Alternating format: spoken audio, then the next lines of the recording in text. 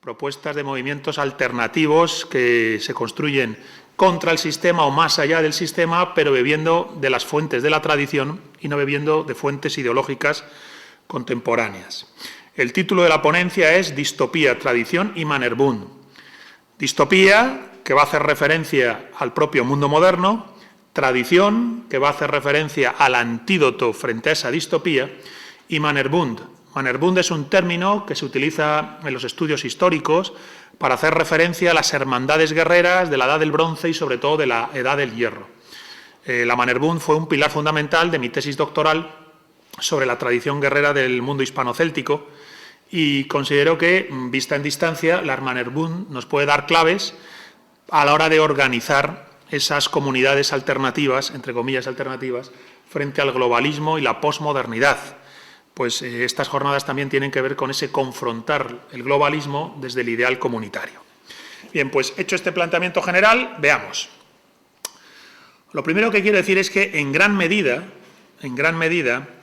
la batalla cultural, ideológica e incluso espiritual es la verdadera batalla política de nuestro tiempo.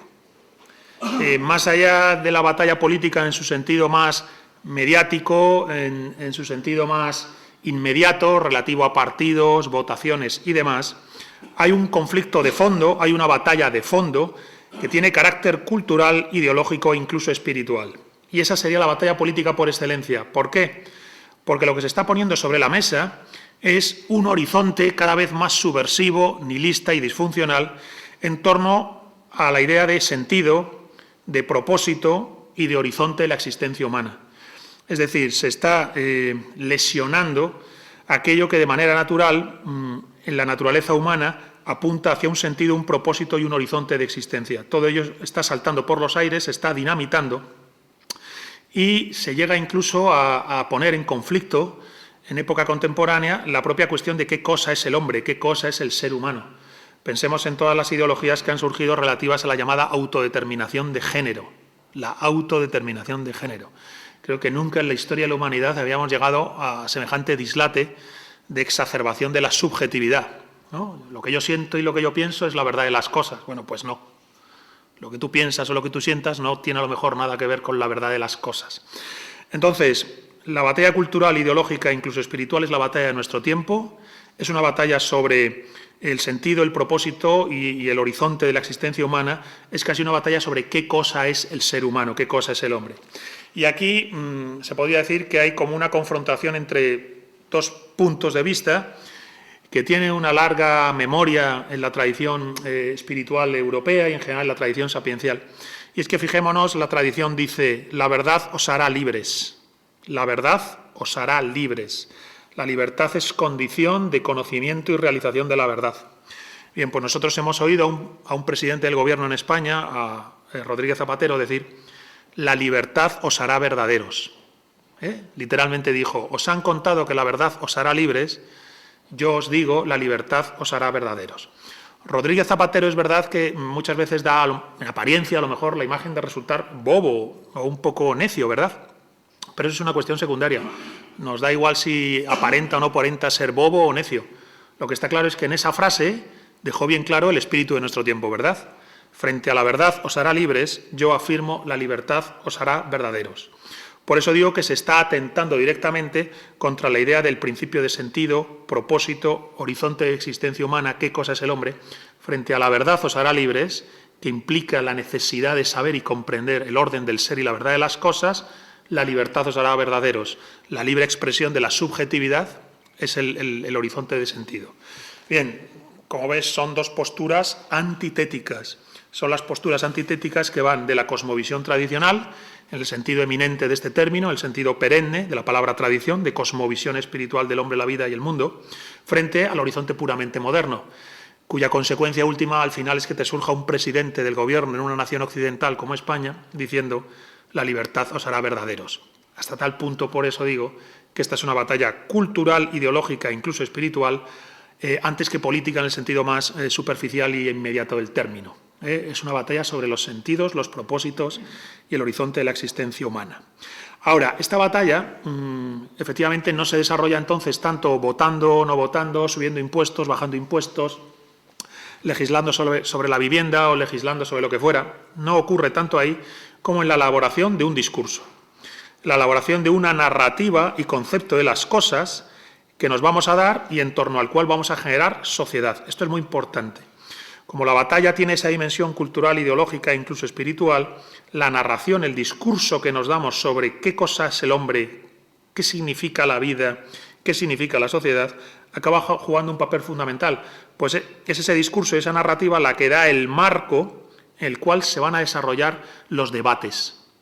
Quiero decir que esa narrativa, ese discurso sobre el sentido de las cosas y en torno al cual se pretende generar sociedad, lo que genera es un marco político, vamos a decir, de peso cualitativo, no de peso cuantitativo. Lo cuantitativo son los votos. Este tiene más, este tiene menos, tantos millones de votantes, tantos millones de votantes. Bien, pero más allá de esa cuestión cuantitativa, lo que se ha generado es un marco cualitativo desde el cual se puede desarrollar esa votación. Es decir, la narrativa, el discurso establece lo que puede ser votado y no votado, lo que puede ser dicho y lo que no puede ser dicho. Establece el marco en el cual vamos a medir y pesar la cantidad de votos, pero al mismo tiempo establece la frontera a partir de la cual lo que queda al otro lado es anatema. El anatema general es el llamarte fascista, extrema derecha, ultraderecha, regresión democrática. Aquí yo invito a que escuchéis en su programa de podcast La Base a Pablo Iglesias, que de algún modo ejerce, entre comillas, de sumo sacerdote de esta narrativa, pues él no tiene ya peso político cuantitativo, obviamente Podemos ya no tiene peso político cuantitativo, pero sí ha conseguido tener peso político cualitativo. Ha dado un marco fuera del cual solo queda la oscuridad. Y entonces él no tiene reparo en abiertamente señalar como extrema derecha, ultraderecha, fascista, etcétera, a cualquiera que está más allá de ese marco, cualquiera que está al otro lado del marco de la narrativa hegemónica que se ha querido poner y que se basa en la libertad os hará verdaderos y no se basa en la verdad os hará libres. Entonces no es una cuestión menor. A día de hoy, cuando te llaman fascista, extremista, ultraderecha, lo que sea, todo ese tipo de términos, en realidad lo que están usando es esas palabras no como una categoría política, sino como una categoría moral. Cuando te llaman ultraderecha, extrema derecha, fascista, no están describiendo ninguna ideología política. Están haciendo referencia a una categoría moral de los malditos, de los herejes, de los que son anatema, de los que están fuera de esa narrativa y discurso que establece qué son las cosas y cómo vamos a galvanizarnos y organizar la sociedad en torno a esa narrativa respecto de qué son las cosas, qué es la vida y qué es el hombre. Por tanto, la batalla cultural, ideológica y espiritual es fundamental. Es fundamental. Es a mi entender, la más relevante. Este marco que se ha creado de carácter político cualitativo, que establece lo que es lo bueno y lo malo, lo que está dentro y lo que está fuera, podríamos sintetizarlo. Esto se puede desarrollar mucho más, yo lo voy a sintetizar en 4 polos. Se puede sintetizar en 4 polos o puntos fundamentales, que son globalismo, posmodernidad, democracia y derechos humanos. Estos serían los 4 pilares mediante los cuales se carga de razón la subversión. El horizonte subversivo de la libertad os hará verdaderos se carga de razón a través de los pilares del globalismo, la posmodernidad, la democracia y los derechos humanos. ¿En qué sentido? El globalismo es la homogenización de todas las cosas a través de la economía, ya sea una economía más o menos de mercado, ya sea una economía más o menos intervenida. Lo que se pretende es la homogenización de todo, en su base raíz, en su elemento troncal, a través de lo económico, de la consecución de los estándares de bienestar del mundo contemporáneo. Entonces, el globalismo es el imperio del dinero para la homogenización de todas las cosas. En segundo lugar, la posmodernidad es la relativización de cualquier principio del orden del ser. Se niega que exista el deber ser. No existe el deber ser de las cosas, no existe la verdad de las cosas, no existe el orden del ser. Independientemente de que haya evidencia empírica de que existe el cromosoma XX en el masculino y el cromosoma XY en el femenino, independientemente de la biología, se afirma la autodeterminación de género. Entonces, la posmodernidad niega que exista el orden del ser. En términos de tradición sapiencial, niega que exista el Dharma. El Dharma es una palabra de la tradición indoeuropea de Oriente que tiene que ver en parte con la idea de cosmos y de ordo del mundo grecolatino, pero lo trasciende, va incluso más allá. Pues está hablando de un orden que abarca todas las cosas, que se manifiesta en formas concretas para cada persona, para cada circunstancia. Y entonces el mundo adármico, el mundo contrario al dharma, contrario al orden, es el mundo de la haz oscura, es el mundo del Kali Yuga. Las ideologías posmodernas, en su relativización de cualquier orden del ser, en su relativización de cualquier cosa, menos de la propia posmodernidad, serían profundamente adármicas, serían contrarias a cualquier principio de orden, autoridad y jerarquía. Entonces, la posmodernidad como elemento profundamente disolvente. O luego la democracia que no es entendida como un sistema de gobierno. La democracia no es un sistema que nos damos para gobernarnos, para elegir a nuestros representantes, porque si fuera eso, bueno, pues no pasa nada, es la manera que tenemos de organizar la convivencia. La democracia funciona como una pseudo-religión. Como una pseudo-religión que, más que hacer una medición cuantitativa de votos para establecer gobernantes, lo que establece también es una especie de horizonte moral. De tal modo que ser demócrata es estar por el bien, por lo correcto, por el progreso, y cualquier cosa que ponga en duda que la democracia sea algo más que un sistema de organización de la convivencia, bueno, pues ya es anatema, ya es herejía. Entonces, la democracia funciona como una especie de pseudo-religión. Es lo que Ortega y Gasset llamaba la democracia morbosa y que también se ha llamado totalitarismo democrático. Esta democracia morbosa y este totalitarismo democrático se basa, a su vez, en una placa base que le sustenta, que es la ideología y la pseudo-religión, porque funciona casi como dogma religioso, de los derechos humanos. Esta idea de los derechos humanos, que está completamente, bueno, pues exagerada en los tiempos que corren, voy a explicar por qué digo exagerada, no se basa simplemente en la afirmación radical y sin fisuras de la dignidad esencial del ser humano, sino que una vez que reconoce la dignidad esencial del ser humano, independientemente de su condición, cualquiera que sea esta, una vez se afirma la dignidad esencial del ser humano, ésta solo genera derechos, pero en ningún momento genera deberes. No existe la Carta Universal de los Deberes Humanos, ni se plantea siquiera que a los derechos humanos le acompañe unos deberes humanos, y es normal que sea así. La relativización del orden del ser implica que no hay deber ser. El ser humano no tiene ningún dharma que cumplir. El ser humano no tiene ningún dharma que cumplir. Solo tiene derechos que reclamar, que conquistar, que desarrollar, que cultivar. Entonces, los derechos humanos acaban siendo una subversión del principio de realidad de la dignidad esencial de todo ser humano. Cogen una verdad, la dignidad esencial de todo ser humano independientemente de su condición, y la subvierten para generar la pseudo-religión de los derechos humanos, en la que nunca hay deberes. Bien, claro, si solo tenemos derechos humanos y no tenemos deberes, no hay ninguna idea de qué cosa es ser hombre, qué cosa es ser persona. No existe un horizonte de deber ser. Obviamente esto es fundamental, que no haya un horizonte de deber ser, pues hemos afirmado que la posmodernidad quiere relativizarlo todo, excepto a sí misma. Bien, pues globalismo, posmodernidad, democracia, derechos humanos. Podría alargarme comentando estos 4 pilares de la narrativa contemporánea subversiva que nos asola, pero simplemente ahora la pongo sobre el tapete, luego si queréis en el debate tertulia lo podemos desarrollar más. En todo caso, hasta aquí lo que estoy señalando es que el debate de las ideas cultural, espiritual, ideológico es el debate fundamental, que este debate funciona alrededor de una narrativa, de una narración que nos hacemos respecto de nosotros mismos, que a día de hoy funciona como un mito oscurantista, un mito alienante, en el que 4 pilares, globalismo, posmodernidad, democracia y derechos humanos, lo sustentan y que generan la sociedad contemporánea, que es una sociedad, ahora lo vamos a ver, profundamente distópica, profundamente disfuncional. Distópica y disfuncional porque la cordura desaparece, la idea de salud mental desaparece de manera empírica, ahora lo comentaremos, hasta qué punto estamos en presencia de la sociedad más neurótica, ansiosa y depresiva de la historia de la humanidad, y al mismo tiempo genera un horizonte de decadencia y como de degeneración. Se tiene la sensación de una especie de vivir en un decadentismo. El mundo progresa desde el punto de vista material y económico, pero entra en profunda bancarrota espiritual, entra en decadencia. Los seres humanos no saben ser humanos, los seres humanos no saben ser personas, las sociedades no saben articularse en torno a ideas fuerza que hagan a los sujetos dueños de sí, dotados de lucidez y de cordura.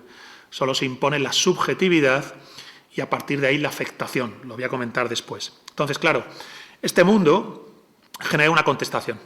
Es decir, aunque es hegemónico, su poder no es total. Hay una contestación evidente. Cada vez hay más movimientos políticos, culturales, religiosos, que ejercen una contestación. Es decir, hay personas que se rebelan y que no quieren ser ni decadentes ni degeneradas. No quieren degenerar lo humano hacia formas inferiores de humanidad, donde la cordura es sacada de la ecuación, donde no se puede decir la verdad os hará libres. Es decir, hay personas que se rebelan y quieren decir la verdad me hace libre, solo la verdad me conduce a la libertad y no me creo el cuento de que el ejercicio de la libertad per se me haga verdadero. Bien, hay una contestación. Esta contestación todavía no está del todo articulada ni organizada y se hace desde distintos puntos, a veces contradictorios entre sí. Es decir, no todos los que están en una contestación contra el horizonte de decadencia y degeneración del mundo moderno lo hacen desde el mismo ángulo y desde el mismo punto. Nosotros consideramos que el único punto desde el cual se hace verdadera impugnación a la totalidad, el ángulo desde el cual realmente se contesta a la decadencia moderna, es desde el ángulo de la cosmovisión tradicional, de la tradición perenne. Tradición es una, dicha de muchas maneras. Enseñanza superior es una, dicha de muchas maneras. Bien, pues esa enseñanza superior y perenne, esa tradición sapiencial, es la impugnación a la totalidad del horizonte moderno. A partir de ahí, ese título que hemos dado a esta ponencia, Distopía, Tradición y Mannerbund. Porque yo lo que os voy a plantear ahora es que en la contestación que hace la tradición no quedan flecos libres, no hay intoxicaciones de ideologías modernas, no pierdes el tren del progreso económico-técnico, no niegas el progreso científico-económico-técnico, pero te liberas de cualquier infectación ideológica. Quedas liberado de todas las ideologías, liberalismos, socialismos, nacionalismos, socialismos, comunismos, anarquismos, fascismos. Todas las ideologías modernas van a quedar fuera de la ecuación cuando afrontas la realidad desde el ángulo de la tradición. Y ese es el ángulo que para mí nos permite hacer realmente comunidad. Y nos permite hacer comunidad en su sentido mayúsculo, que es el de la hermandad guerrera, el de la Mannerbund, el de los hombres y mujeres fuertes, unidos para ser fuertes, libres, quedar completamente independientes de los procesos de decadencia y degeneración y sólidos doctrinalmente sin depender de ninguna doctrina o ideología moderna. Entonces, a partir de aquí, voy a ir comentando un poco más a detalle esta idea de distopía, tradición y Mannerbund, una vez dado el marco general en el que me muevo y el marco general en el que estoy desarrollando esta ponencia. Vamos a ver, la tradición sapiencial siempre nos advirtió de que llegaría eso que en Occidente hemos llamado distopía. La distopía es un perfecto mundo infeliz. La distopía es un perfecto mundo infeliz. O dicho de otra manera, es un imperfecto mundo perfecto. Esta contradicción señala la idea de que la distopía no se sabe a sí misma distopía, se considera a sí mismo progreso y avance, y sin embargo lleva en su seno un cáncer que destruye la humanidad y destruye a las personas. Y no es que las destruya físicamente en una especie de holocausto universal, sino que las destruye por dentro, en un horizonte de gran necedad, de ofuscación colectiva. Vuelvo a subrayar aquí que disparates como la autodeterminación de género han sido impensables hasta hace nada en la historia de la humanidad. La autodeterminación de género sería un rasgo característico de este horizonte distópico. Se considera progreso lo que no es sino una autodestrucción del autoconocimiento, del saber qué cosa es ser el masculino, qué cosa es el femenino, qué cosa es el género, qué cosa es el hombre, qué cosa es la mujer. Entonces, la tradición sapiencial siempre advirtió de la distopía, a la cual llamó, como hemos hablado muchas veces, los que a lo mejor no seguís, el famoso Kali Yuga de la tradición sapiencial de Oriente, del Sanatana Dharma, la edad oscura, la medianoche del mundo, la edad del hierro, la edad del lobo. Prefiero el concepto Kali Yuga porque es ahí donde más se ha cultivado y desarrollado qué implica el Kali Yuga. Creo que la mejor manera de entender la edad oscura es apelar a los textos sapienciales de la India que describieron y hicieron un ejercicio de discernimiento muy fino respecto de cómo funciona esta medianoche del mundo por la que ahora transitamos. Entonces, el mundo moderno nos ha planteado cómo, frente a un desarrollo económico-técnico sin precedentes, a un desarrollo económico-técnico y científico sin precedentes, que bienvenido sea, no podemos sino alabar el progreso material de los últimos 3 siglos, este parece que se ha pagado y se ha visto acompañado de una bancarrota espiritual sin precedentes. Como nunca antes, el ser humano ha entrado en bancarrota espiritual. Daría la impresión de que el mundo moderno es un mundo de progreso decadente, al que los más altos y bien hallados avances materiales, científicos y técnicos, se le ha acompañado de la proliferación del tipo humano más vaciado de solidez espiritual de la historia de la humanidad. El hombre moderno es un hombre desnortado, neurotizado, alienado, afectado, deprimido, ansioso, idiotizado, masificado, débil de mente. La posibilidad del hombre ofuscado y débil siempre ha existido. No ha habido civilización ni época de la humanidad que no se haya visto amenazada por el horizonte de la debilidad de alma, por la desarticulación de la persona desde dentro. Pero como nunca antes, una civilización había hecho de dicha desarticulación su horizonte antropológico. El tipo humano que propone el progreso moderno es el tipo humano desarticulado, vaciado de gobierno de sí, vaciado de señorío de sí. En este sentido nos encontramos con una civilización contemporánea en la que no falta inteligencia y talento para todo tipo de ingenios tecnológicos, avances científicos o inteligencias finas y agudas para el manejo de las finanzas o incluso para lo que sería la dialéctica parlamentaria. No falta inteligencia para eso. Pero para todo lo que tiene que ver con la sabiduría, con la autocomprensión y el autoconocimiento, para todo lo que tiene que ver con las éticas y disciplinas del honor, para todo lo que tiene que ver con la grandeza de alma, para todo eso es al revés. Daría la impresión de que el mundo moderno ha quedado capado y emasculado. El hombre moderno del común desconoce en este sentido cualquier idea relativa a sabiduría, autoconocimiento y gobierno de sí, y desconoce cualquier horizonte de dignidad basada en el honor, la nobleza, la honra, el desprecio a todo lo que es puro culto a la materia o a la riqueza, y una especie de orgullo y honra interior independientemente de cuáles sean las circunstancias vitales y materiales en las que te encuentres. Esa especie de autarquía interior, de autarquía del alma, ha sido sacada de la ecuación y se genera un hombre que es todo lo contrario. Vive en estado de dependencia y afectación del mundo y la dimensión socioeconómica y económico-técnica que le rodea. Entonces, este para mí es un rasgo de decadencia fundamental. El nivel bajísimo de conciencia de sí que tiene el tipo humano que genera la civilización contemporánea. El tipo humano de la civilización contemporánea tiene una vida interior disfuncional y alienante, en el cual, y se ve a día de hoy, no ya solo en los medios de comunicación, en algunas veces datos que aparecen en periódicos sobre consumo de ansiolíticos, antidepresivos, de lesión psicológica, y nos damos cuenta de que hemos creado una civilización que efectivamente a un máximo desarrollo económico-técnico le ha acompañado una humanidad del desasosiego, la ansiedad, el desánimo, el enfado fácil y gratuito, la sensación de carencia o de vacío, la bulia, el insomnio, la polarización en los discursos y en los debates, la bajeza, la fatuidad. Es decir, creo que también es justo plantearnos que hay que considerar a las civilizaciones, a las épocas, a las culturas, por el tipo humano que generan. Y el tipo humano que genera el mundo moderno es el tipo humano más débil y cochambre que ha habido nunca en la historia de la humanidad. Los ideales de sabiduría y virtud, los ideales de arete, quedaos con esta palabra, la arete, que era el eje vertebrador de la Grecia clásica, la arete que se convierte en la virtus romana, el culto al héroe y al culto al santo, que son figuras paradigmáticas del mundo bárbaro, del mundo celta, del mundo germánico, posteriormente de la cristiandad.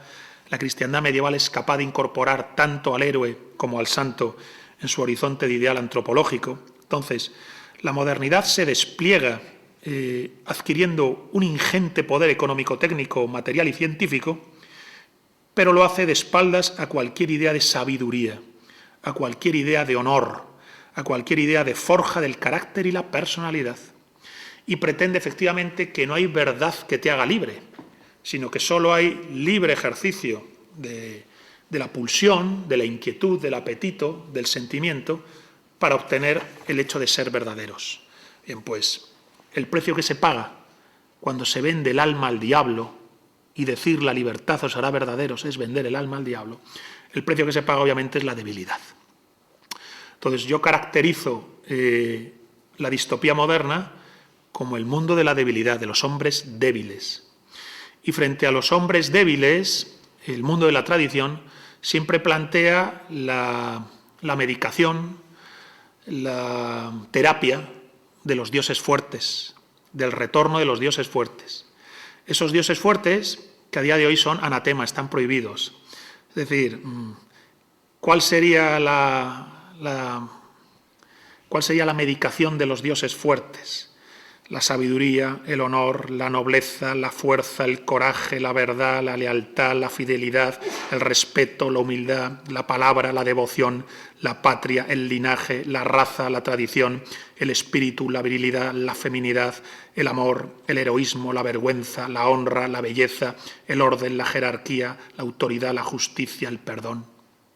Esos son los dioses fuertes, que están como elementos troncales en todas las tradiciones premodernas, en todo el mundo tradicional premoderno, independientemente de la forma religiosa que adopte. Sin embargo, el mundo moderno es un mundo imbécil, profundamente idiotizado, que considera que los dioses fuertes son una cosa que ha de ser dejada atrás para que el libre albur de la pulsión, del sentimiento, de la emotividad, de la subjetividad, pueda desplegarse. En este sentido, he dicho que la distopía es un mundo perfectamente infeliz que no sabe que lo es. El mundo moderno, si tú hablas con un moderno, si tú hablas con alguien que abraza las ideologías de la modernidad, está convencido de que como mucho hay que corregir elementos accesorios, pero en lo esencial el mundo moderno funciona. A pesar del carácter distópico que posee, para él funciona, no es consciente de vivir en una distopía. Bien, pues ese es el rasgo fundamental del progreso contemporáneo. La idea de que estamos en el mejor de los mundos posibles y, sin embargo, no somos conscientes de que hemos generado los tipos humanos más débiles y descompuestos de la historia de la humanidad. Entonces, frente a esto, la contestación, la respuesta la da la tradición. La tradición no es una ideología. La tradición no tiene nada que ver con los liberalismos, no tiene nada que ver con los socialismos, no tiene nada que ver con los nacionalismos, los comunismos, los anarquismos, los fascismos, da igual. Todas las ideologías modernas, de un modo u otro, no beben de las fuentes de la tradición. Beben más del libre albur de las filosofías contemporáneas, de lo que ha sido el proceso filosófico de los últimos 300 años en Europa. Un proceso filosófico que efectivamente, bueno, pues genera progreso económico-técnico, pero genera bancarrota espiritual. Las ideologías funcionan, de hecho, como asuras, como los demonios de la India, que poseen las entendederas de las personas y les impiden vivir en esclarecimiento. Bien, pues la primera contestación que tenemos que hacer es la contestación de la cosmovisión tradicional, para la cual el liberalismo tiene una parte de verdad, que es la asunción radical de la responsabilidad individual del sujeto de hacerse cargo de sí. Y los socialismos tienen una parte de verdad, el hecho de que se vive en comunidad y que no existe el individuo aislado. Solo en la comunidad se encuentra realmente el individuo entreverado con su naturaleza humana. Y el nacionalismo tiene una parte de verdad, y es que en sí existe una especie de sujeto colectivo de costumbres, folclore, lengua, linaje, ancestros, antropología, etnología, que permite tener un marco de autorreferencia. Son tres verdades.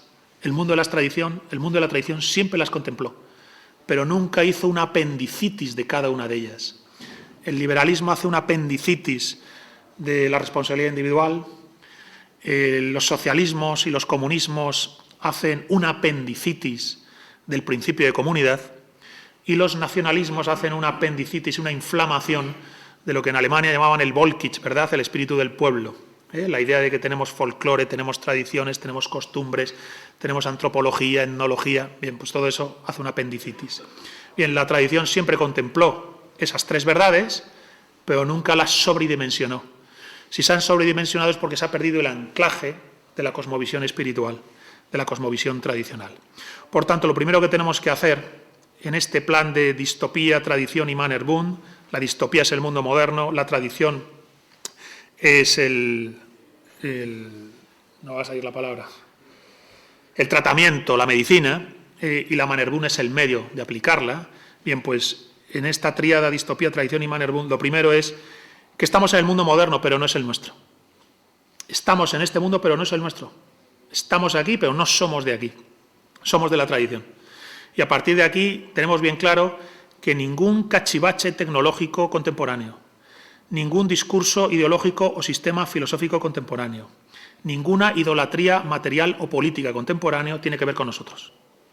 Nosotros no vamos a dejarnos arrastrar por ningún cachivache tecnológico, por ninguna ideología, sistema filosófico o idolatría material o personal. Nosotros estamos bebiendo de las fuentes de la tradición sapiencial, que es el verdadero antagonista y el tratamiento seguro para la sanación del cuerpo enfermo de Occidente. Ahora, una vez asumimos que la respuesta está en la tradición, también asumimos que la tradición advirtió de que llegaría este Kali Yuga, esta edad oscura. Y llegada a esta edad oscura no valen las fórmulas convencionales, no valen las fórmulas de lo que se llama la vía de la mano derecha. La religión ha terminado. El orden convencional, tradicional, anterior a la contemporaneidad ha terminado. No se puede mirar al pasado y hacer un fetiche. Hemos cruzado el meridiano cero del nihilismo. Hemos cruzado la medianoche del mundo. Entonces hay que adoptar esa tradición más dura de vía de la mano izquierda, por la cual se asume que esta medianoche, que esta oscuridad va a tener que ser una oportunidad. En lugar de tomarla como algo que confrontamos, es algo que aprovechamos. Tenemos que aprovechar esta medianoche del mundo para forjarnos, para decantar justo lo contrario, para preparar en nosotros, gracias a esta especie de prueba de fuego a la que estamos sometidos, para preparar en nosotros la espada que corta el nudo gordiano del nihilismo contemporáneo. Y es aquí donde aparece el ideal de Mannerbund. La Mannerbund, como he dicho antes, la estudié para mi tesis doctoral. Son las hermandades, las cofradías guerreras de la Edad del Hierro, del mundo celtibérico, del mundo germánico, del Comitatus germánico, del Drut escandinavo, de las leyendas de Fionn en Irlanda, de la hermandad ibérica, de la Devotio, y que se prolonga en la Edad Media con los 300 del Cid Campeador que la acompañan en el destierro. Bien, la hermandad guerrera es una hermandad que se da solidez a sí misma. No depende del mundo externo para ser sólida doctrinalmente, pues tiene en el pilar de la sabiduría, el valor y el honor, la construcción del sujeto. Y al mismo tiempo es independiente de cómo discurra el mundo, de hacia dónde avancen las ideas, hacia dónde avance o evolucione, entre comillas, la filosofía, porque él no bebe de ninguna fuente horizontal que esté en el espacio-tiempo, bebe de la vertical del espíritu, funciona casi como una gnosis guerrera, basada en las cesis, unas cesis que aspira a la figura del autarca, al señor de sí, al conquistador de sí mismo. Bien, pues creo que nunca antes en la historia de la humanidad se nos había ofrecido un desierto tan áspero para construir Mannerbund, para hacer fuerza interior. Frente al lamento que podríamos hacer desde una perspectiva pasiva, frente al lamento que podríamos hacer por estar en el Kali Yuga y decir todo está perdido, solo quedan ruinas, nosotros le damos la vuelta a la tortilla y decimos, precisamente porque se cruzó la medianoche del mundo, precisamente porque ya estamos en el meridiano cero del nihilismo, esta noche ya no es una cosa de la que lamentarnos, la noche que se cierne sobre nosotros, sino es una oportunidad. Es una oportunidad para forjar a ese guerrero espiritual contra la modernidad. Como nunca antes, el desierto nos rodea. Como nunca antes, el bosque oscuro del camino del héroe que mencionaba Joseph Campbell está enfrente nuestro. Entonces, en la llamada a la Mannerbund se hace una llamada a la comunidad conforme a ese ideal guerrero, que uno se puede aplicar a sí mismo, individualmente, pero que por supuesto tiene que saber articular con sus iguales. Como dice Juan Pablo Vitali, el poeta argentino que ya falleció, que decía aquello de convertir el asco en acero y salir al mundo a buscar a nuestros iguales. Convertir el asco en acero y salir al mundo a buscar a nuestros iguales. Bien, ese asco que se convierte en acero es aprovechar la medianoche, el Kali Yuga, para ser fuertes. Y ese salir al mundo a buscar a nuestros iguales es el aullido del lobo, que busca a los otros lobos para hacer manada y mantenerse al margen de los perros pastores y de las ovejas pastoreadas. Bien, pues en gran medida esa es la oportunidad que nos da la decadencia contemporánea. En este sentido tengo aquí una frase de Évola, de Julius Evola, que apunta en esta dirección cuando dice: así se mide la fuerza de un hombre. Se va a saber llevar la vida a través de un mundo donde ya no hay sentido, ni verdad, ni propósito, ni ley, ni justicia, y sin embargo no perder las ganas de vivir. Bien, esos vamos a ser nosotros, los que vivimos en un mundo donde ya no hay sentido ni verdad, donde todo es desorden, donde no hay ningún principio de autoridad, jerarquía y orden, y sin embargo no vamos a perder las ganas de vivir porque lo vamos a aprovechar como si fuera una oportunidad para convertirnos en esos licántropos del fin de los tiempos que tienen que dar la vuelta a la tortilla y, bueno, pues acabar con los perros pastores y con el rebaño.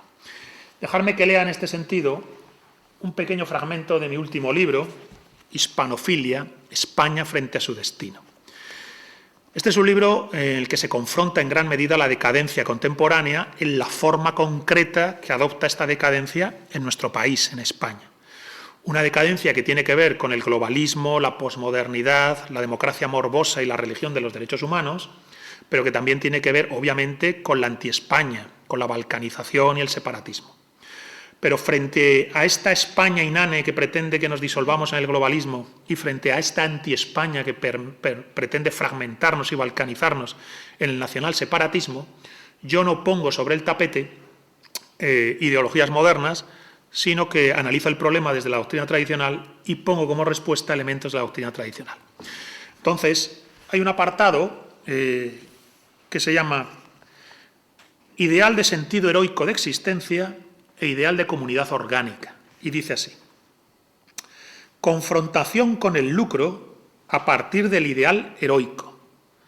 Esfuerzo y servicio desinteresado conforme a un horizonte de integridad personal, bien común, verdad de las cosas y orden del ser, para la restitución del propio sentido de comunidad y de protección de ésta ante toda infectación del mero interés de parte y las meras subjetividades de los individuos.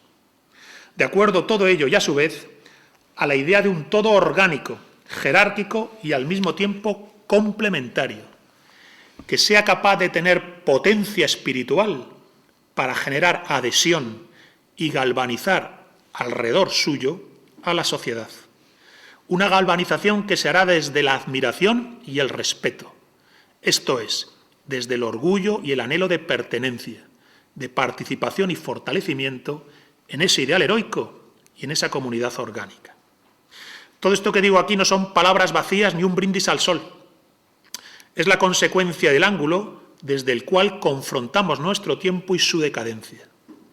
Es la mirada fruto de la profesión de fe de a quienes las tierras baldías del nihilismo moderno no les ha extirpado el espíritu ni partido en dos el alma, sino que muy al contrario, y como si fuera una prueba iniciática, les ha supuesto un proceso de purificación y de liberación, en el sentido de que el absurdo y el vacío posmoderno podrán haber sido destructivos, pero solo y en realidad en aquello que podía ser destruido, o aquello que era solo utopía alienante de felicidad pequeño burguesa.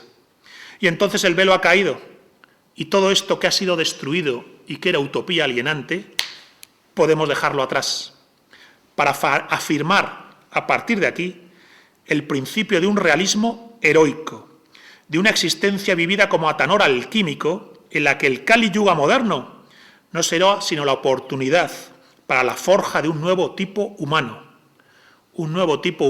al cual estará destinado un nuevo tiempo por llegar. Es la forja de una figura paradigmática como de guerrero espiritual en la medianoche del mundo, cuyo marco abarca todas las facetas de la existencia y cuya insistencia es arribar al punto cero del nihilismo y de todos los valores del mundo moderno y de todos sus epígonos decadentes en la posmodernidad.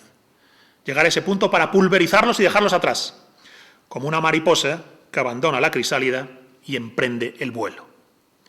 Es decir, la idea de que efectivamente el mundo moderno es una distopía, es la medianoche del mundo, la tradición es el antídoto, no me salía antes la palabra, la tradición es el antídoto, y la manera de tomarnos esa medicación es la Hermanerbund, es la cofradía guerrera, es la hermandad que cultiva la fuerza interior, la sabiduría y el honor. Muchas gracias a todos, muchas gracias por su atención y ahora quedo a su disposición para lo que quieran comentarme al respecto.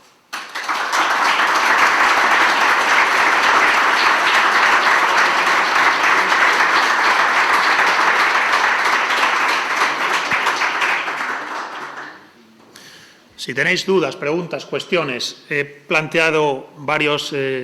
puesto varias cartas sobre la mesa. Entonces entiendo que pues se puede dar, aunque sea una pequeña tertulia, que es siempre muy interesante en jornadas y eventos de esta índole. Sí. Buenos días.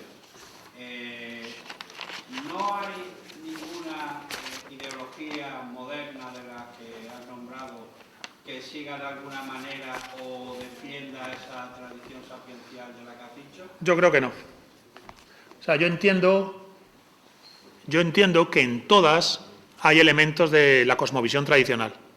El liberalismo afirma la libertad individual, el sujeto y su libertad. Bien, esta es una idea propia de la tradición. La tradición te dice que te tienes que responsabilizar radicalmente de ti. No van a venir los ángeles del cielo a resolverte la vida. No va a pasar nada que te resuelva el misterio de tu existencia. O te haces cargo de tu cuerpo y de tu mente, o condenas tu alma. Nadie te salva de tus pecados. Tú solo te salvas de tus pecados si te pones con ello, ¿verdad? Entonces, el principio de libertad radical, de responsabilidad individual, es un principio que es verdad. Sobredimensionado nos lleva a esa fantasmagoría de la mano invisible del mercado y del equilibrio de los egoísmos que defendía Adam Smith. Los socialismos, como he dicho antes, se basan en una verdad radical. El ser humano es comunitario. No vive como un ente aislado en una torre de marfil. Tiene padre, madre, linaje, antepasados, vecinos, amigos, compañeros. Nos estamos encontrando aquí, somos comunidad. Eso sobredimensionado te lleva a los socialismos, sobre todo a los comunismos y los anarquismos comunitarios, que pueden llegar a ser formas de alienación a través de la sobreestimación de la faceta comunitaria. Pero la comunidad siempre hizo parte de la tradición sapiencial. Y luego están los nacionalismos, que los hay de muchos tipos, pero que todos parten de una verdad que me gusta llamar el Volkitsch. Este es un término del romanticismo alemán que seguro que algunos conocéis, y que no es ningún disparate. A veces se burlan, ¿no?, de la idea de Volkitsch como si fuera una metafísica, cuando la metafísica por un lado no es objeto de burla nunca desde la tradición sapiencial, ni tampoco es un idealismo, si entendemos idealismo como las formas puras que desde lo alto se proyectan en el mundo, que decía Platón. Pero este Volkitsch está hablando de que no solo eres comunidad, sino que resulta que esa comunidad tiene antepasados, tiene antropología, tiene etnología, tiene incluso traza genética, y tiene paisaje, y tiene tierra, y tiene aroma, no sé, tiene las piedras, los árboles, la decantación de los siglos. Todo eso es el espíritu de un pueblo, eso existe. Claro, si lo sobredimensionas, pues te acaba saliendo la ideología nacionalista, que es una forma de socialismo en realidad, un socialismo basado no tanto en la clase trabajadora, como hace el comunismo, como el individuo colectivo del Volkitsch. Bien, son verdades de lo humano, sobredimensionadas por las ideologías, y sin embargo todas quedan embridadas y puestas en su lugar desde el ángulo de la tradición. El mundo moderno, hay que pensar que a partir de la derrota de España en la Paz de Westfalia, pierde ancla y permite desplegarse a sí mismo sin apenas deber nada al horizonte tradicional. Entonces, puede participar de manera accesoria, circunstancial o transversal de las verdades del mundo de la tradición, pero no hace de la tradición el horizonte de sentido. Por eso yo en el libro, en Hispanofilia, explico cómo el Imperio Español fue catejón, se dice, ¿no?, fue obstáculo providencial frente al avance de la subversión. Y la subversión al final adoptó ideologías que por otro lado ya han terminado. También creo que hay que decirlo, no lo he mencionado en la ponencia, en el libro sí lo señalo. Las ideologías todas han terminado porque la posmodernidad las tritura todas. La posmodernidad es la gran ideología final que permite que cada exageración que ha hecho el liberalismo, el socialismo, los nacionalismos, cada exageración se consuma en la relativización de todo. Entonces, yo considero que es un error pensar que el antídoto, la medicación y la... ¿cómo se dice cuando te tomas un medicamento, no? La posología es, no me sale la palabra. La terapia mediante la cual te aplicas esa medicación pueda tener que ver con nada de las ideologías modernas. Hay que hacer una impugnación a la totalidad. Una impugnación a la totalidad. Entonces, frente a la línea horizontal de acontecimientos y de ideas, hay que ir a una vertical, a lo perenne que no cambia. Y aplicarse, además, el lugar natural de aplicarse la medicación, que es la hermandad heroica y guerrera. Incluso si es una hermandad puramente ascética, como de yogis, ¿verdad?, que se organiza en hermandad en el ashram, es lo mismo, es un guerrero hacia adentro. Entonces, por eso digo distopía, tradición y Manerbun. Y bueno, pues me estoy alargando, pero vamos, yo considero que no. Yo creo que hay que hacer un corte y todo lo que ha pasado en los últimos 300 años, meterlo ya a beneficio de inventario, aprender lo que haya que aprender de lo que ha pasado en los últimos 300 años y hacer un corte. Y decir, cruzada la línea cero del nihilismo, estamos en otra faceta y hay que pergeñar un nuevo horizonte. No podemos seguir bebiendo ideologías. Yo estoy prácticamente de acuerdo contigo en todo lo que has expuesto, pero yo ideológicamente me considero absolutamente definido y creo que mi manera de pensar, mi manera de ver el mundo incluye tu visión absolutamente. Bueno, pues está bien. Entiendo que ha habido ideologías que han desarrollado esa dimensión. Lo que yo no sé, o sea, entiendo que haya ideologías que hayan pretendido, según, claro, es que luego cuando vais al recorrido histórico de cada ideología, es que, claro, se han a veces hiperfragmentado, generado corrientes principales y corrientes subterráneas. Pero fíjate lo que pienso. Todo lo bueno que tú vayas a encontrar en una ideología moderna desde la cual pretendas confrontar la decadencia es una perla que proviene de la tradición, no de la ideología per se. Es decir, en la medida en que la ideología pueda haber sido vehículo de la tradición, funciona. En la medida en que la ideología no sea vehículo de la tradición y responda a otro horizonte, da igual la que sea, no funcionará. Es decir, lo que salva a una ideología que tú quieras hacer tuya y desde la cual luchar contra la decadencia, si la observas en profundidad te das cuenta que lo que realmente la hace valiosa es lo que tiene de participación de los elementos troncales de la tradición eterna. Dime. Sí, bueno, muchas gracias, me ha parecido magnífica tu... Muchas gracias. Pero veo un problema. Sí, seguro, claro. La tradición basada se basa en lo sagrado. Exacto. Y lo sagrado no ha aparecido. Lo sagrado es lo principal. Yo he hablado cosmovisión espiritual, pero es verdad que a lo mejor en mi lenguaje he fallado. Sin la cosmovisión sacra del mundo y del hombre, si sacas de la ecuación lo sagrado, ya eres un moderno. O sea, la clave precisamente de la modernidad es que destruye. Exacto. Perdonar, entonces no he hecho bien mi ponencia, no me he explicado bien, porque efectivamente, no, es verdad, a lo mejor no he utilizado la palabra sacro. Pero es que eso es irrecuperable. Estoy pensando en Eliade, por ejemplo. Es irrecuperable. El Neura, incluso, él lo dice. Bueno, está en todo. Es que es irrecuperable. Entonces, y lo que tú propones, y te estoy metiendo el dedo en el ojo, perdona. No pasa nada. Lo que propones puede convertirse, ese grupo, esa comunidad guerrera, puede convertirse en una comunidad guerrera nihilista, igualmente. No. ¿Estás hablando de? En una banda de grupos de la naranja mecánica se puede convertir. Claro, ¿por qué no? No, vamos a ver. Porque ellos no tienen el enfoque sagrado. Vamos a ver, lo primero es que si no hay enfoque sagrado, estás en la modernidad. Así que sea cual sea esa hermandad, si no hace de la dimensión sacra el horizonte de sentido y el eje vertebrador de todas las cosas, será una banda de lo que sea, de modernos haciendo pesas en un bosque, pero de modernos. Así que lo sagrado es lo primero. Ahora, la cuestión aquí que se plantea, y esto es lo doloroso de nuestro tiempo, lo que hay que afrontar es que los vehículos tradicionales que desarrollaron esa dimensión sacra, las religiones al uso, han terminado. La religión, en el sentido horizontal, ha terminado. El mundo moderno ha conseguido hacer una ruptura. De tal modo que yo llego a decir que no se puede ser neocelta, neoodinista, neotemplario, neocarlista, me atrevo a decir que no se puede ser casi ya ni neocatólico. Se ha producido un corte. Entonces, ese corte hay que aprovecharlo. En lugar de caer al barranco que provoca el corte, tú tienes que decir, se ha roto la línea horizontal. Pero hay que recordar que todo lo que aparece en la línea horizontal es reflejo de la vertical. No hay nada que ocurra en el mundo que no sea reflejo de lo supremo. Entonces, Dios no se aparta.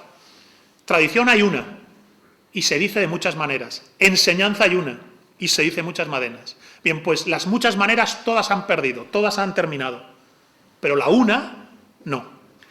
Y la una no está fuera, está dentro.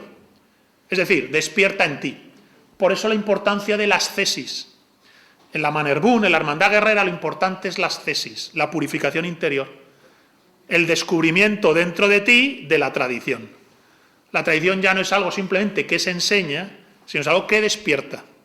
Ya no es un tradere que se te ha dado, porque el mundo moderno ha querido cortar esa mano y que nada se te dé. El mundo moderno pretende que nada te sea entregado, cuando en realidad hay algo dentro de ti que no puede ser robado. Por eso en la Mannerbund, ya en la edad del hierro funciona así, es tan importante el despertar del guerrero interior. Un guerrero que no solo tiene que ser entendido en términos de guerrero furibundo, que va con el hacha. Estamos hablando de una cuestión interna, ¿verdad? Aquí apelo, por ejemplo, a la obra de Antonio Medrano, que seguro que algunos conocéis. Su libro La lucha con el dragón, que está hablando precisamente de eso. O su libro La vía de la acción, que está hablando también de eso. Entonces, por supuesto, la dimensión sacra es el punto de partida y el punto de llegada. Si se saca de la ecuación, ya serás un moderno. Igual crees que haces ascesis, pero lo que estás haciendo pues es eso, sales a correr por el bosque y luego enciendes una fogata por la noche con tus hermanos y te flipas. Pero era una cosa diferente lo que se quería articular desde el hombre de la tradición, ¿verdad? Entonces, lo que pasa es que eso nos aboca a una situación muy difícil, porque has quedado, por decirlo así, a la intemperie. El mundo moderno ha pretendido dejarte a la intemperie. La mano que te legaba la llave, la mano que te entregaba la tradición, se la han cortado. Ese es el corte moderno. Por eso el ser humano está neurotizado. Por eso el ser humano está sin referente, ha perdido el ancla. Vale, pues has perdido el ancla, pero no te preocupes, porque hay un ancla que no se pierde. Hay una vertical del espíritu que no se va. Y esa es la que se cultiva en el ámbito de la ascesis guerrera de la Mannerbund. Más cosas. Dime. ¿Qué interpretación das a algo que te voy a plantear? Has dicho que estamos en el Kali Yuga, en el fin de los tiempos, y en un punto ya de no retorno, por lo cual hay que descartar cualquier actividad política o de cualquier tipo que se base en la reacción. Es un poco la postura de Ébola, ¿no?, de cabalgar el tigre, de que llega ya un momento que casi es mejor acelerar el proceso de decadencia. Bueno, yo lo que venía a decir es que la acción política... Yo estoy hablando, pero yo he empezado diciendo discurso, he dicho, ojo, la política de hoy es una batalla cultural y espiritual. Entonces es más apartarte del partido, los votos, lo cuantitativo, sino ir a lo cualitativo. Pablo Iglesias ganó la partida en lo cualitativo. España a día de hoy se mueve en un marco de coordenadas ideológicas que parece que han sido dadas por el proceso de la Podemia y el 15M. De tal modo que en España vamos a legislar sobre la ideología de género y no sé cuántos disparates y no va a pasar nada. Estoy de acuerdo en eso. Estamos en esa fase. Y digamos que tú decías, como síntomas de haber llegado ya a ese momento de decadencia final, de Kali Yuga y tal, algunos síntomas, como por ejemplo el tema de la ideología derivada de los derechos humanos y de la posmodernidad, ¿no? Sí. La modernidad porque todo relativiza y los derechos humanos porque solo dan derechos y no hay deberes y tal, y es sí. un hombre incompleto, ¿no? Un tipo humano incompleto. Y entonces en esa situación es en la que ya no hay retorno, hay que acelerar el proceso decadente y aprovechar la propiedad cuando el tigre se cansa de correr, ¿no? Decía eso. Bueno, yo estoy viendo algunas señales en el mundo en el que eso está cambiando, en el sentido de que esa modernidad, ese ser humano que solo tenía derecho, de una forma muy tímida y muy absurda, pero está imponiéndose o está imponiendo a los demás un sistema que puede completar y fortalecer el sistema actual, y que no sea tan rápida la degeneración. Por ejemplo, en el tema de los derechos humanos y tal, pues hay algunas cosas que se están imponiendo, que ya digo que son todavía gilipolleces o son señales muy, muy tímidas, pero por eso quiero que tú me digas qué interpretación le das, ¿no? Por ejemplo, la ideología de género, en la posmodernidad, en la que todo es relativo, en la que todo vale, todo bien, pero ahora ya empieza a haber algunas obligaciones derivadas de eso que dan sentido a la vida de ese hombre vacío, porque se refuerza en esos deberes, en esas obligaciones y eso le fortalece. Digamos, por ejemplo, si tuviéramos el lenguaje de género, el lenguaje inclusivo, es una imposición y es algo que la gente se empieza a imponer y que empieza además a imponer a los demás porque exige respeto para eso. Bueno, pero eso es... climático, la exigencia de, pues hay que bajar la calefacción, hay que dejar el coche, hay que no consumir tal. Esos son deberes. Eso que decías que el hombre moderno solo tiene derecho, pues respecto al cambio... Ya, pero escucha, a ver, entiendo lo que quieres decir. Pero esos deberes que impone el totalitarismo posmoderno no son los deberes per se de lo humano, no son los deberes humanos, son los deberes del sistema, son los deberes del sistema. Entonces, mediante la imposición del lenguaje inclusivo como el lenguaje correcto, fuera del cual eres heteropatriarcal, normativo y no sé qué más leches, no suponen el desarrollo del deber ser humano, sino la absorción en el sistema. Es decir, lo que se generan son deberes cívicos, vamos a decir, deberes cívicos para ser aceptado como un buen ciudadano de la posmodernidad y el globalismo. Pero esos deberes no satisfacen la faceta normativa de lo humano. Es decir, derechos humanos y deberes humanos no se inventan, se descubren. Si la verdad nos hace libres, los derechos humanos y los deberes humanos no se inventan, se descubren. Si la libertad te hace verdadero, entonces los derechos humanos nos los inventamos y los deberes también. Y entonces tenemos unos derechos humanos que responden, por ejemplo, a los horizontes disparatados de la autodeterminación de género, y unos deberes humanos que implican usar ese lenguaje de Mordor, de los, las, les, hijos, hijas, hijes y demás gilipolleces. Pero, ojo, para mí la esperanza no está... para mí, frente a la idea que tú has planteado, la esperanza está en que cada vez hay más contestación. La contestación no está articulada, a veces se hace desde puntos contradictorios. Desde ideas propiamente marxistas se responde y se contesta a la decadencia. Desde ideas propiamente liberales se responde y se contesta a la posmodernidad, pero también desde ideas de la tradición, es decir, personas que llegan de distinto ángulo, de distintas coordenadas filosóficas, sin embargo, señalan al emperador desnudo y dicen, esta civilización es un desastre.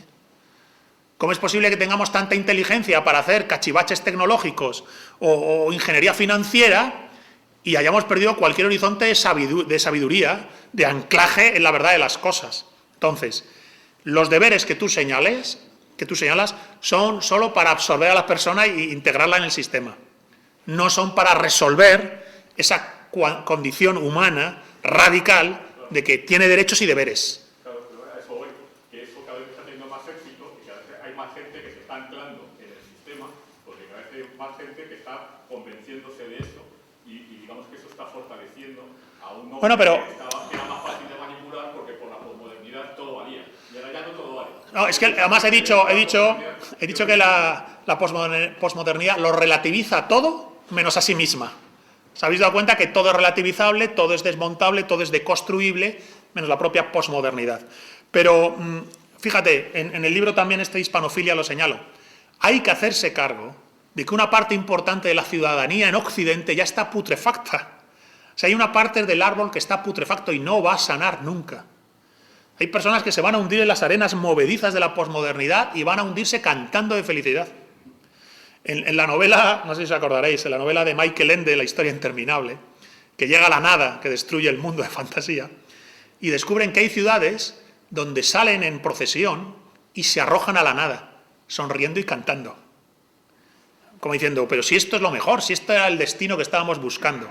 Bien, uso esa imagen de literatura juvenil para darnos cuenta de que hay una parte ya de la ciudadanía que se va a tirar al abismo, que está encantada de ello. Nosotros tenemos que ser justo lo contrario. El planteamiento es, voy a ser todo lo contrario a estos tipos que se tiran a la nada. Voy a hacer justo lo contrario. Todo en mí va a ser lo opuesto. Como hombre, como mujer, como español, en la circunstancia concreta que me corresponde, en mi libertad individual, en mi espíritu de comunidad y en mi Volkich, en mi espíritu del pueblo, sin sobredimensionarlo, desde las claves de articulación que da la tradición, me voy a construir como persona para ser lo contrario al sujeto posmoderno. Y no voy a vivir ni alienado, ni ofuscado, ni ansioso, ni depresivo, ni afectado, ni enfadado, ni depresivo, ni leches. Voy a mantenerme lúcido, despierto, fuerte y libre. Voy a aprender de las disciplinas de autoconocimiento y forja de la tradición para ser distinto al mundo moderno. Todas las sociedades tradicionales, antes de que entren en su proceso de decadencia, que es cuando se vuelven sociedades puramente devocionales, güelfas, que decía Ébola, antes de que la tradición se vuelva güelfa, siempre se basa en un ideal de ascesis, que se pueda aplicar, fíjate, en técnicas de meditación y autocontrol mental, en técnicas de foco y de centro de gravedad para surfear la ola y cabalgar el tigre, sea cual sea la circunstancia en la que te encuentras. De hecho, la tradición sapiencial, cuando advierte del Kali Yuga, señala precisamente esa opción. Este es el tiempo de surfear la ola. Solo se surfea la ola si tienes el foco abierto y el centro de gravedad no lo pierdes. De hecho, es una oportunidad para cultivar algo que en tu vida cotidiana no cultivas, el foco y el centro. Bien, pues yo lo que estoy diciendo es que la Manner-Boon, el principio que yo en esta ponencia he llamado principio de Manner-Boon, es el principio para forjar eso, y forjarla en ti mismo y con los demás. Como decía el poeta argentino Paolo Vitali, convertir el asco en acero, fíjate qué frase, convertir el asco en acero y salir al mundo a buscar a tus iguales. Vale, muy bien, muchas gracias, Gonzalo. Thank you very much, everybody.